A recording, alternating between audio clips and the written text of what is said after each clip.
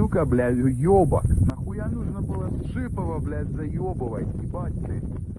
Лежал бы, блядь, в больничке, и мы, сука, с тобой бы не страдали, блядь. Давай, сука, перебирай ёбаными костяшками, уёбок ты. Сука, блядь, уёбок.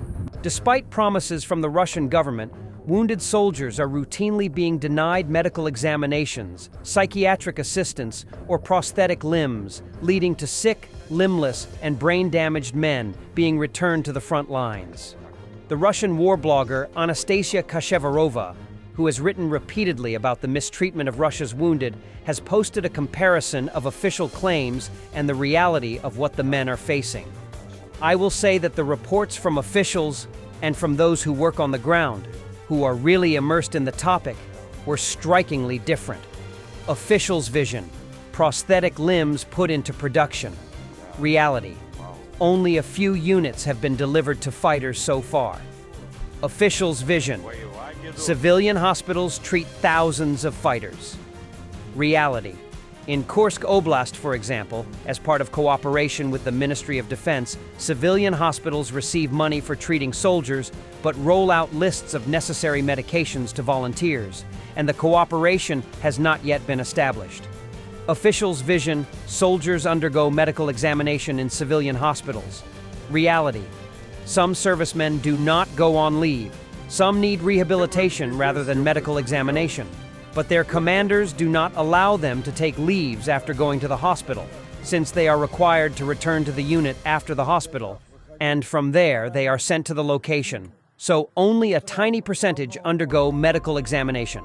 Officials' vision, after a concussion, recovery is needed. Reality, a concussion is not considered a disease. You don't get hospitalized with it. You come to and go back to battle. Officials' vision, the employment program for special military operation fighters is in effect. Reality, disabled people can't find a job anywhere. If they are from Wagner, they don't even have any pensions. Applications have been collected from combatants looking for work, but it's unclear where to employ them. The applications are just lying around. Officials' vision, psychologists work in hospitals, help cope with PTSD. Reality, these are mostly private initiatives of volunteers. The guys are going crazy not only from the horrors of war, but also from being on the front line for a long time without leave and rotations. There is no psychological help at the front line. There are only screaming commanders sending them to attack.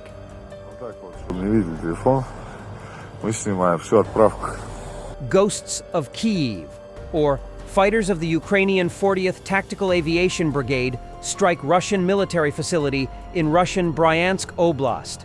On February 27th, the Air Force Aviation successfully struck the Russian FSB border outpost in the village of Belaya Beryozka, where a communication and command center for Russian troops was deployed. As a result of the strike, important enemy military infrastructure was destroyed, including communications equipment, signal amplifiers, satellite communications equipment, and other technical means used to coordinate hostilities, the General Staff stated. The ministry noted that the strike significantly reduced the enemy's ability to control forces and resources in the region. The Ukrainian aviators' telegram channel, Sunflower, added that the strikes were carried out by pilots of the 40th Tactical Aviation Brigade, also known as the Ghost of Kyiv, flying MiG-29 fighter jets. 2 AASM high-precision 250-kilogram bombs were launched at the occupiers' bases. Thanks to rocket boosters, they can be launched over long distances from low altitudes without entering the observation zone of Russian air defense systems.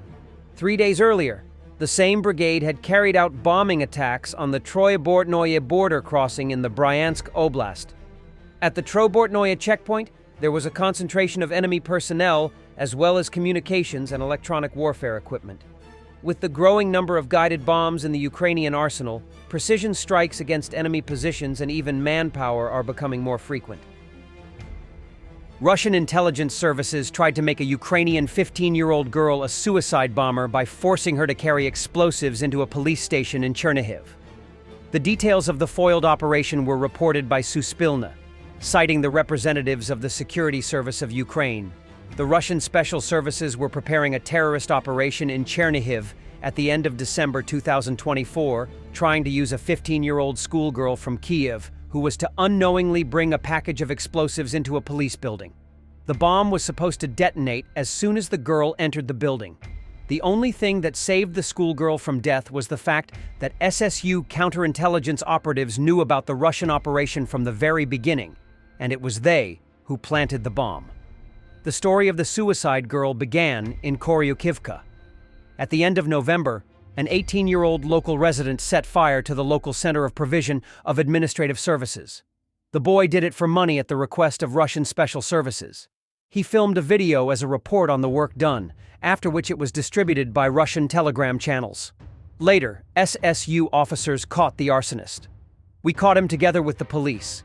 He cooperated with us. He is 18 years old. He provided his telegram so that we could communicate with a foreign special service. And during the operational game, the Russians were practicing certain tasks, and we were fulfilling them. During the communication, the representatives of the Russian special services gave us tasks, including making 2 bombs from a fire extinguisher and a thermos. They demanded video reports at all stages of the process, not knowing that SSU operatives were communicating with them. We replaced the explosives with non-explosives. He was supposed to make the explosives and, according to legend, hide them in a cache. And another person was supposed to take them from the cache, counterintelligence representatives said. After making sure that the girl was there, the representatives of the Russian special services ordered her to enter the police station. According to an SSU counterintelligence officer, when the girl got inside, the Russians tried to remotely blow her up with the explosives. According to a CI officer, the package with the improvised explosive device contained 3 kilograms of fake explosive and 3 kilograms of nuts as ready-made fragments. According to operatives, the authors of the operation were the representatives of the main directorate of the General Staff of the Armed Forces of the Russian Federation. This is the central command and control body of Russian military intelligence, whose key areas of focus are intelligence and sabotage. After the operation at the police station failed, they contacted a young man who made explosive devices and told him to prepare the explosives that someone would allegedly pick up. Over the past month, a series of terrorist attacks have taken place in Ukraine. In particular, explosions near and in the premises of the shopping centers took place in Pavlograd, Rivne, and Kamyanets-Podilsky. The peculiarity of these attacks was that the Russian special services used Ukrainian youth as suicide bombers. Thanks for watching, and don't forget to subscribe. Also, if you want to support Warthog Defense, please become our member and get early access to new videos, exclusive members-only videos, and become administrator in comment section. The membership link is in the description. Rescues every day. We had a guy last week, it's 6 rescues in 6 days. You know, he's doing the job every day.